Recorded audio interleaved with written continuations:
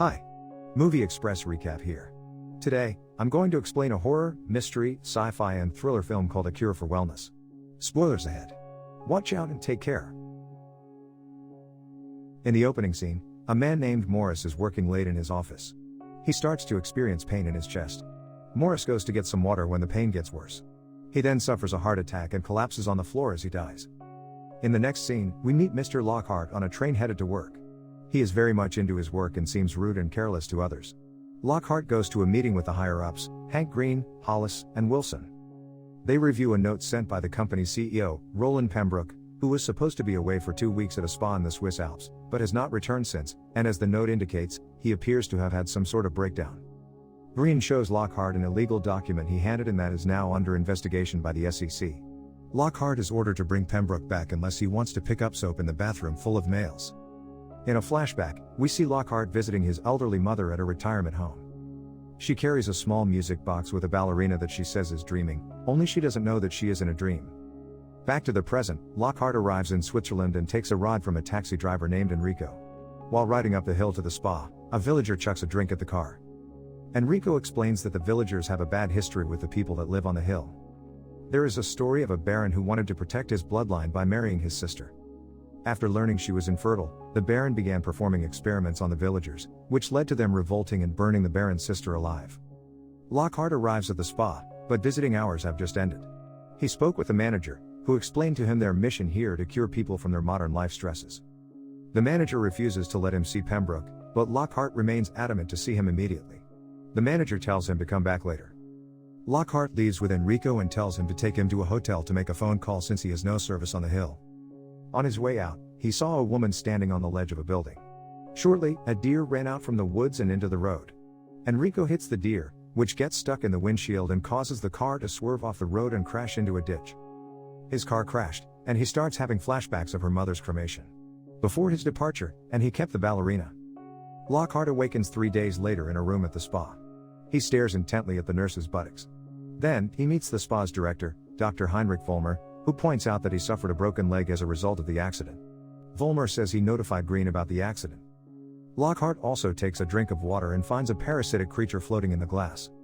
He goes out for a walk and sees a bunch of boomers happily performing water aerobics and swimming.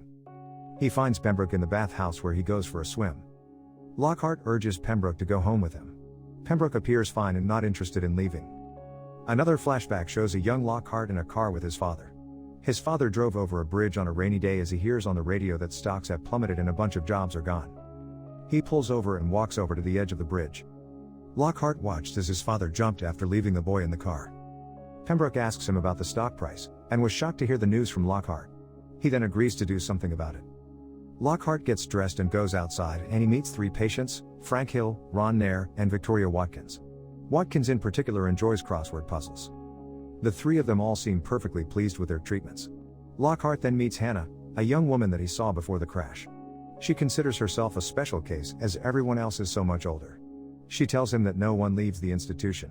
He begins to simp over her. She then takes her leave feeling disturbed. He then approaches the manager to ask about Pembroke's whereabouts, but the manager refuses to let him go. Lockhart threatened to sue them, but before he finished he collapsed.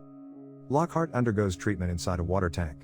The water fills up and the orderly tending to Lockhart gets distracted by a young nurse who undresses before him. The tank fills up with eels, causing him to panic. Lockhart rises and has his breathing tube pulled off by an eel. He nearly drowns until he gets the tank to open and spill the water out. The orderly checks the tank inside but there was nothing inside there. Watkins relays the Baron's story to Lockhart when he brings it up to her. She mentions that the spa was built on the remains of his castle after the villagers burned it down not due to the incest relationship, but because of the medical experiments carried out on the villagers. Lockhart gives Hannah his ballerina figurine in exchange for a bike ride into town. The 2 go together and stop at a local tavern. Lockhart buys himself and Hannah beers. They had fun, while Hannah swallowed a pill from a blue bottle. Lockhart runs into Enrico, who survived the crash and was given a new car with money that the spa gave him. Lockhart comes across a barn with a mute child who is drawing the castle fire. His father Peter approaches Lockhart. Lockhart asks questions regarding the spa and its history. Lockhart hands over Pembroke medical records to Peter. Peter finds out that he is suffering from severe dehydration. Lockhart inquires further about the Baron experiments, only to find out that the Baron wife is not sick but infertile. Peter then goes to a cow that is ailing and ready to die. He cuts the cow's stomach open, and spills a stillborn calf and some eels. When Lockhart rejoins Hannah at the bar, he gets in touch with Green, who demands to know what happened with him and Pembroke. Lockhart mentions that Vollmer called them about the accident, but Green knows nothing about the accident until Lockhart just mentioned it. He orders Lockhart to return to New York with Pembroke within the next 24 hours. He sees a punk dancing next to Hannah, touching her inappropriately. Instead of helping her, Lockhart inquires about what she said earlier about no one ever leaving the place. The punk attacks him. Both of them start to engage in a jiu-jitsu match. Lockhart was knocked down, but he is saved by Vollmer, who arrives to pick up Lockhart and Hannah. Lockhart's tooth comes loose and he must pull it out himself. He brings it to a staff member who places it in water. Lockhart then goes off to continue looking for answers. He sneaks past the staff as he goes through several wings.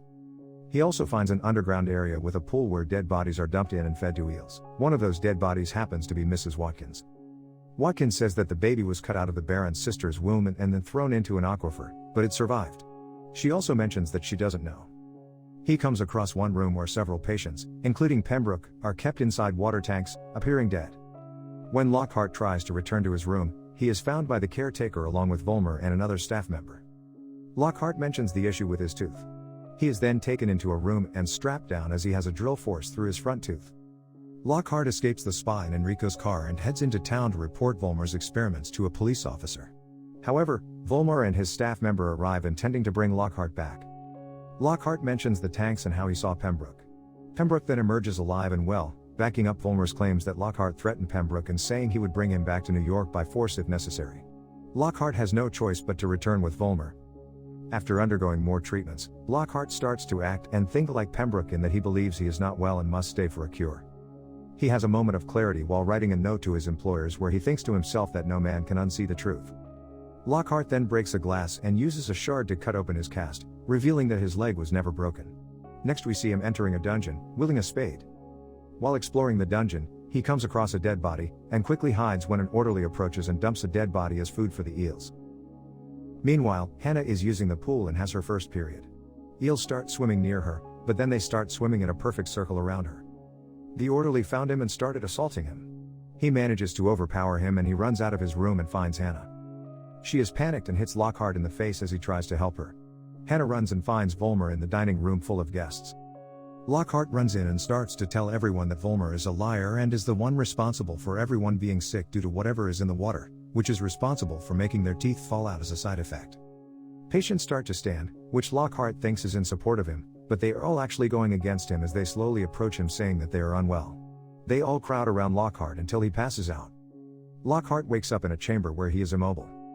Vollmer then reveals that the Baron had devised a procedure that would allow one to harness the health benefit, by using the body of the villagers to distill the aquifer water to create the vitamins. Vollmer then performs the procedure and forces a tube down his throat and uses the eel-filled liquid. Lockhart has his teeth fixed and appears to be changed just like the rest of the patients, stuck in a delusion that he is unwell. Vollmer throws a party that night with the patients and staff. He even gives Hannah a new dress for the occasion.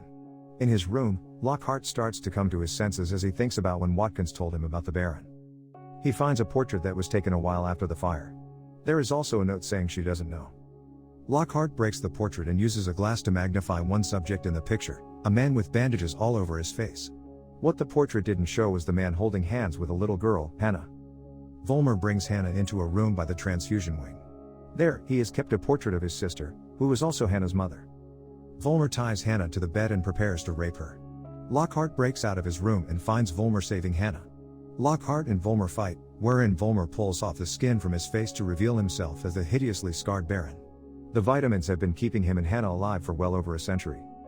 Lockhart leads Vollmer into a trap where he dropped a bunch of fuel, leading Lockhart to set a fire. Vollmer catches fire and then sets fire to the curtains as he tries to extinguish himself. The fire then spreads up toward the rest of the castle. Lockhart tries to free Hannah, but Vollmer attacks him. Vollmer drags Lockhart near the eel pool and prepares to kill him, but Hannah takes a shovel and plants it into Vollmer's head. He stumbles backwards and falls into the pool to become eel food. Lockhart and Hannah escape just as the patients and staff flee the burning castle. They take Hannah's bike and ride away. On the road, they are stopped by a car. Green, Hollis, and Wilson step out, ordering Lockhart to get in the car. When they ask about Pembroke, Lockhart says he is gone. They tell him to get in again, but he refuses. Hollis asks Lockhart what's wrong with him. Lockhart responds that he is feeling much better. He and Hannah continue riding away into the night, with a sinister grin forming on Lockhart's face. If you like this story, subscribe to our channel. Turn on the notification bell to get updated on more videos like this. Leave a like and comment. Thank you for watching, and see you next time.